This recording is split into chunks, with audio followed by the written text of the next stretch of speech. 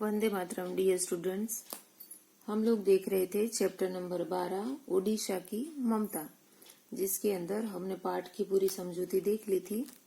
आज हम देखने वाले हैं पाठ बोध।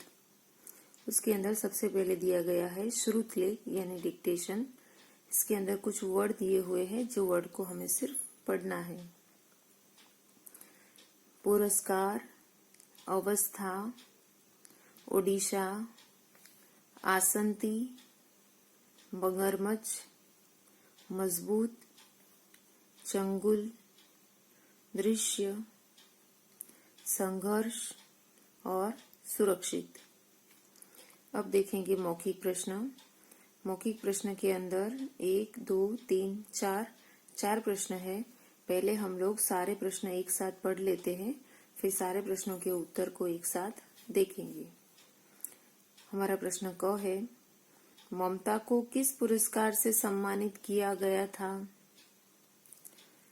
प्रश्न ख है, ममता कहाँ की रहने वाली थी? प्रश्न ग है, आसंती का जीवन खतरे में है, ममता को इस बात का पता कैसे चला? प्रश्न घ है, ममता ने कौन सा साहसिक कारनामा किया? अब हम देखेंगे मौखिक प्रश्न के उत्तर को। हमारा प्रश्न क था, ममता को किस पुरस्कार से सम्मानित किया गया? तो कौन सा पुरस्कार मिला था ममता को? बाल वीरता पुरस्कार। तो हम उत्तर को ऐसे लिखेंगे, ममता को बाल वीरता पुरस्कार से सम्मानित किया गया था। हमारा प्रश्न ख था, ममता कहाँ की रहने वाली थी? तो कहाँ की रहने वाली थी? हमारा चैप्टर का नाम भी वही है, ओडिशा की ममता, यानी ममता ओडिशा की रहने वाली थी। तो हम उत्तर में लिखेंगे, ममता ओडिशा की रहने वाली थी। हमारा प्रश्न ग था, आसंती का जीवन खतरे में है, ममता को इस बात का पता कैसे चला? तो कैसे पता चला ममता को? जब उसने 5 फीट मगरमच्छ, लंबे मगरमच्छ को देखा, तब उसको पता चला कि आसंती का जीवन खतरे में है। तो हम उत्तर को ऐसे लिखेंगे, लगभग 5 फीट लंबे मगरमच्छ को देखकर ममता को इस बात का पता चला कि आसंती का जीवन खतरे में है। प्रश्न घ था, ममता ने कौन सा साहसिक कारनामा किया? तो कौन सा साहसिक कारनामा किया था? कि उसने अपनी बहन को मगरमच्छ की चंगुल से छुड़ाया था, बचाया था। ओके, तो हम उत्तर को ऐसे लिखेंगे, ममता ने आसंती को मगरमच्छ के चंगुल से छुड़ाकर उसकी जान बचाने का साहसिक कारनामा किया। अब देखेंगे लिखित प्रश्न। लिखित प्रश्न के अंदर भी 1, 2, 3, 4, 5 प्रश्न है। पहले सारे प्रश्न पढ़ लेते हैं, फिर सबके उत्तर एक साथ देखेंगे। हमारा प्रश्न क है, ममता और आसंती तालाब पर क्यों गई थी? प्रश्न ख है, आसंती के साथ तालाब में क्या हुआ? प्रश्न ग है, ममता ने अपनी बहन को कैसे बचाया? प्रश्न घ है, ईश्वर किनकी सहायता करते हैं? और प्रश्न ड है, ममता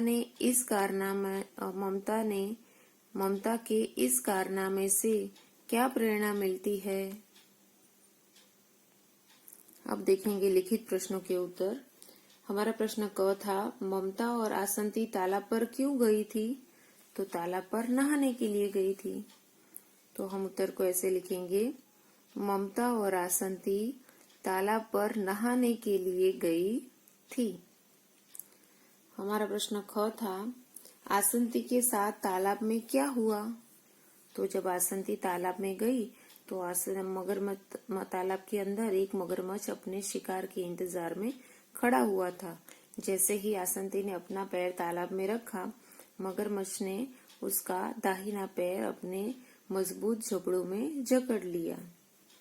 तो हम उत्तर को ऐसे लिखेंगे, आसंती जैसे ही तालाब में उतरी, किनारे पर छिपे हुए मगरमच्छ ने उसका दाहिना पैर अपने मजबूत जबड़ों में जकड़ लिया और उसे पानी में खींचने लगा। हमारा प्रश्न ग था, ममता ने अपनी बहन को कैसे बचाया? तो कैसे बचाया था? ममता ने आसंती का बायां हाथ पकड़ लिया था जोर से और वो उसको अपनी तरफ खींच रही थी। ओके, ऐसे उसने अपनी बहन को बचाया। उत्तर को हम ऐसे लिखेंगे, ममता ने अपनी बहन का बायां हाथ जोर से पकड़ लिया। एक तरफ मगरमच्छ अपनी ओर खींचता और दूसरी ओर ममता उसे पूरी ताकत लगाकर अपनी ओर खींचती। अंत में मगरमच्छ की पकड़ ढीली हो गई और देखते ही देखते ममता ने अपनी बहन को बचा लिया। हमारा प्रश्न ग था, ईश्वर किन की सहायता करते हैं? तो किन की सहायता करते हैं? जो लोग अपने प्राणों की परवाह किए बगैर दूसरों की मदद करते हैं, दूसरों की प्राणों की रक्षा करते हैं, उनकी ईश्वर सहायता करते हैं। तो हम उत्तर को कैसे लिखेंगे? जो अपने प्राणों को संकट में डालकर भी दूसरों के प्राण बचाने से पीछे नहीं हटते, ईश्वर भी उनकी सहायता करते हैं। हमारा प्रश्न ड था, ममता के इस कारनामे से क्या प्रेरणा मिलती है? तो क्या सीखने को मिलता है आपको ममता के इस कारनामे से? पहले तो हमें किसी चीज के लिए कभी डर रखना चाहिए नहीं, और दूसरा कि हमें परोपकारी बनना चाहिए, दूसरों की मदद करनी चाहिए। तो हम उत्तर को ऐसे लिखेंगे, ममता के इस कारनामे से हमें निडर और परोपकारी बनने की प्रेरणा मिलती है। अब देखेंगे प्रश्न 3, वाक्य पढ़कर हाँ या नहीं में उत्तर लिखो। पहला वाक्य है, ममता और उसकी सहेली तालाब पर नहाने गई। तो ममता और उसकी सहेली तालाब पर नहाने गई थी कि ममता और उसकी बहन तालाब पर नहाने के लिए गई थी? उसकी बहन गई थी, यानी सहेली वर्ड क्या है? गलत है, पर यहाँ से प्रिंट में गलती से हा छप गया है, तो आपको वो उसको मिटाना है और यहाँ पे नहीं लिखना है, क्योंकि वाक्य क्या है? गलत है। दूसरा है ख, मगरमच्छ ने आसंती का बायां पैर पकड़ लिया था। बायां पैर तो नहीं पकड़ा था, पर दाहिना पैर पकड़ा था। ओके, तो ये वाक्य भी क्या होगा? गलत होगा, तो यहाँ पे लिखेंगे नहीं। वाक्य ग है, मगरमच्छ लगभग 5 फुट लंबा था। यस, ये वाक्य सही है, तो यहाँ पे लिखेंगे हाँ। वाक्य घ है, आसंती ने ममता को मगरमच्छ के चंगुल से बचा लिया। इसमें क्या गलत है? आसंती ने ममता को बचाया है कि ममता ने आसंती को? यस, ममता ने आसंती को बचाया है, जबकि वाक्य में लिखा है कि आसंती ने ममता को मगरमच्छ के चंगुल से बचाया। तो वाक्य क्या हुआ? गलत हुआ, तो यहाँ पे लिखेंगे नहीं। अब देखेंगे भाषा की बात। उसके अंदर सबसे पहले दिया गया है क्वेश्चन 1 में, हिंदी में अर्थ लिखो। यानी यहाँ पे जो इंग्लिश वर्ड दिए गए हैं उसका हिंदी अर्थ लिखना है। ब्रेवरी, उसका हिंदी वर्ड बनेगा वीरता। ग्रिप, उसका हिंदी अर्थ बनेगा पकड़। लूज, उसका हिंदी अर्थ बनेगा ढीली। फिर इंजरीज, उसका हिंदी अर्थ बनेगा जख्म। स्कैर्ड, उसका हिंदी अर्थ बनेगा डरी सहमी।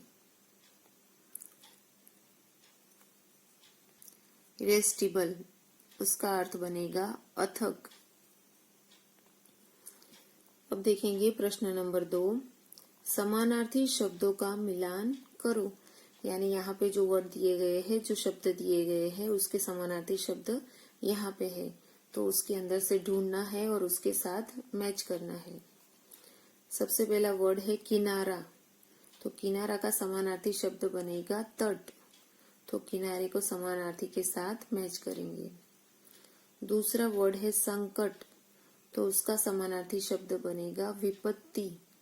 ओके, तो संकट को विपत्ति के साथ मैच करेंगे। पानी, उसका समानार्थी शब्द बनेगा जल, तो पानी को जल के साथ मैच करेंगे। तालाब, उसका समानार्थी शब्द बनेगा ताल, तो तालाब को ताल के साथ मैच करेंगे।